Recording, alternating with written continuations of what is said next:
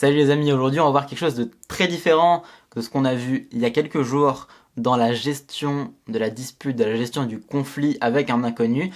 On va voir la gestion du conflit avec un proche. Évidemment, c'est une gestion de conflit, mais de par sa nature du proche, qui est une personne que vous allez sûrement revoir par la suite, la gestion évidemment va être très différente. Évidemment, vous n'allez pas pouvoir fuir parce que fuir le conflit aujourd'hui, ça va être juste le repousser à demain. Donc il va falloir régler le conflit ou simplement couper la relation. Ça va être les deux possibilités qui s'offrent à nous. On va voir comment gérer ça. Mais la plupart du temps, je vous conseille vraiment de gérer le conflit au lieu de fuir simplement la personne. Évidemment, on exclut de ça les personnes qui sont toxiques, les personnes qui sont destructrices pour vous. Donc ça peut être tout un tas de profils simplement qui sont beaucoup trop narcissiques ou qui se reposent beaucoup trop sur vous, vous en demandent beaucoup trop, sont violents, peu importe le profil. Vous voyez bien les personnes qui sont destructrices pour vous, les personnes toxiques. On en parlera dans une vidéo dans quelques jours, voire quelques semaines, et vous allez voir que c'est pas du tout la même manière de réagir. Mais là, on va parler d'une personne banale. Donc, on va vraiment essayer de gérer le conflit par rapport à une personne lambda, une personne qui n'est ni trop toxique, ni parfaite. Évidemment, il y a peu de personnes qui sont parfaites.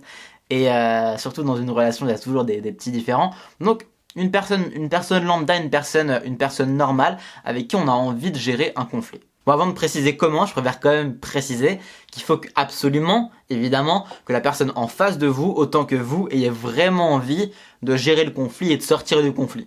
Si vous êtes le seul à vouloir vraiment sortir du conflit, et que c'est vraiment le conflit en lui-même, la chose que vous exposez chacun, qui est vraiment la cause du conflit et pas une cause externe, une cause qui n'est pas vraiment dépendante de vous deux, voilà, faut essayer de voir si la personne en face est vraiment réceptive à ça et est vraiment ok pour sortir du conflit, que c'est vraiment son objectif aussi et qu'elle n'est pas simplement en train d'extérioriser un mal-être beaucoup plus profond que le conflit en lui-même.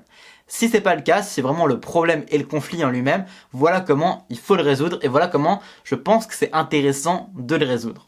Donc pour commencer, il va falloir simplement émettre chacun votre différent par rapport à l'autre, ce qui pose problème pour vous et ce qui pose problème pour l'autre. Donc émettez simplement ce qui vous pose problème dans la latitude de l'autre, dans la manière d'être de l'autre, peut-être une action qu'il a fait, et demandez à la personne évidemment aussi de dire ce qui lui pose problème chez vous, dans votre attitude, dans votre manière de faire ou dans votre manière d'agir au moment M qui a précédé. Une fois que vous avez chacun émis justement le problème que vous avez à reprocher à l'autre, je pense que c'est quand même intelligent et une marque d'intelligence de votre part de commencer par proposer une solution par rapport à votre façon d'être, par rapport à votre façon d'agir dans cette situation donnée, pour voir par rapport à ce que la personne vous reproche, comment vous pouvez vous adapter à la personne, vous peut-être changer certains points de votre manière de faire, votre manière d'agir avec la personne,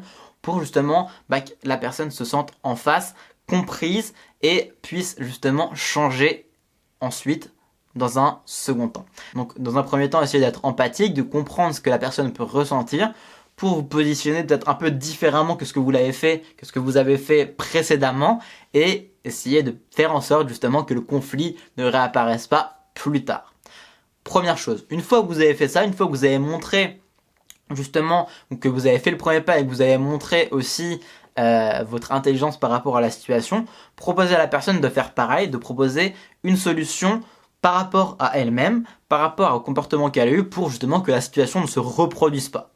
Une fois que vous avez fait ça, chacun de votre côté, si la situation se reproduit, vous faites le même schéma et vous allez peut-être déjà avoir quelques différences bénéfiques et sinon revoyez les choses qui énervent chez l'un ou chez l'autre pour justement que la friction ne s'efface plus et avoir une relation simplement moins conflictuelle et plus détendue. Au fur et à mesure, forcément, les deux caractères, les deux attitudes vont se forger intelligemment pour justement qu'il n'y ait plus de conflits au bout de, je sais pas, peut-être 2, 3, 4 ou 5 conflits.